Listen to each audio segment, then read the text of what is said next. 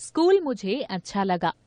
प्रस्तुत पाठ में लेखिका ने व्यवहारिक शिक्षा पद्धति को अपनाने और वर्तमान स्कूली शिक्षा पद्धति को सर्वग्राह्य बनाने की बात कही है। जब तोत्तो चान ने नए स्कूल का गेट देखा तो वो ठिठक गई। अब तक जिस स्कूल में वो जाती रही थी उसका गेट सीमेंट के 2 खंभों का बना था और गेट पर बड़े बड़े अक्षरों में स्कूल का नाम लिखा था। पर इस स्कूल का गेट तो पेड़ के 2 तनों का था। उन पर टहनियां और पत्ते भी थे। अरे, ये गेट तो बढ़ रहा है, तो चांद ने कहा। ये बढ़ता जाएगा और एक दिन शायद टेलीफोन के खंबे से भी ऊंचा हो जाएगा। गेट के ये 2 खंबे असल में पेड़ ही थे, जिनकी जड़ें मौजूद थीं। कुछ और पास पहुंचने पर तो चांद ने अपनी गर्दन टेढ़ी कर स्कूल का नाम पढ़ना चाहा। टहनी पर टंगी नाम की तख्ती भी हवा से टेढ़ी हो गई थी। तोमो ए गा कुएन। तो चांद माँ से पूछना चाहती थी कि तोमोए का मतलब क्या होता है। तभी अचानक उसे एक चीज दिखी और उसे लगा जैसे वो सपना देख रही हो। वो बैठ गई ताकि झाड़ियों के बीच से अच्छी तरह देख पाए। उसे अपनी आंखों पर विश्वास नहीं हो रहा था। माँ, क्या वो सचमुच की रेलगाड़ी है? देखो, वहां स्कूल के मैदान में। स्कूल के कमरों की जगह रेलगाड़ी के 6 बेकार डिब्बे काम में लाए जाते थे। तो चांद को लगा ऐसा तो सपने में ही होता होगा।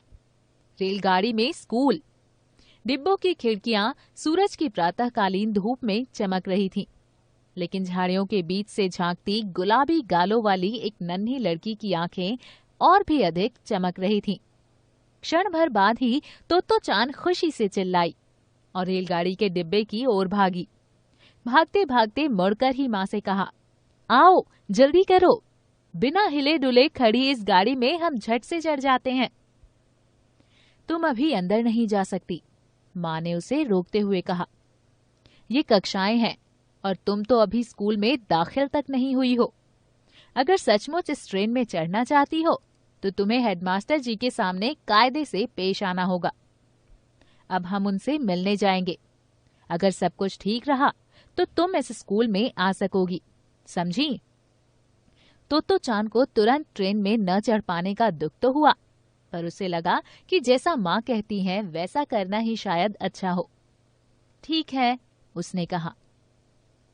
साथ ही जोड़ा, ये स्कूल मुझे बहुत अच्छा लगा है, या नहीं बल्कि ये कि हेडमास्टर जी को तुम अच्छी लगती हो या नहीं। पर उसने कुछ कहा नहीं। माँ ने उसका हाथ थाम लिया और वे हेडमास्टर जी के दफ्तर की ओर बढ़ने लगी। हेडमास्टर जी का दफ्तर रेलगाड़ी के डिब्बे में नहीं था। वो दाहिनी हाथ की ओर एक मंजिले भवन में था। वहां पहुंचने के लिए 7 अर्धगोलाकार पत्थरों की सीढ़ियां चढ़नी होती थीं। तो चांद माँ से अपना हाथ छुड़ाकर सीढ़ियां चढ़ने लगी। अचानक वो रुकी और मुड़ी। क्या हुआ? माँ ने पूछा। मन में भय था कि कहीं तो चांद ने स्कूल के बारे में अपना विचार न बदल लिया हो। सबसे ऊपरी सीढ़ी पर खड़ी तो चांद गंभीरता से फुसफुसाई, जिनसे हम मिलने जा रहे हैं वे जरूर स्टेशन मास्टर होंगे।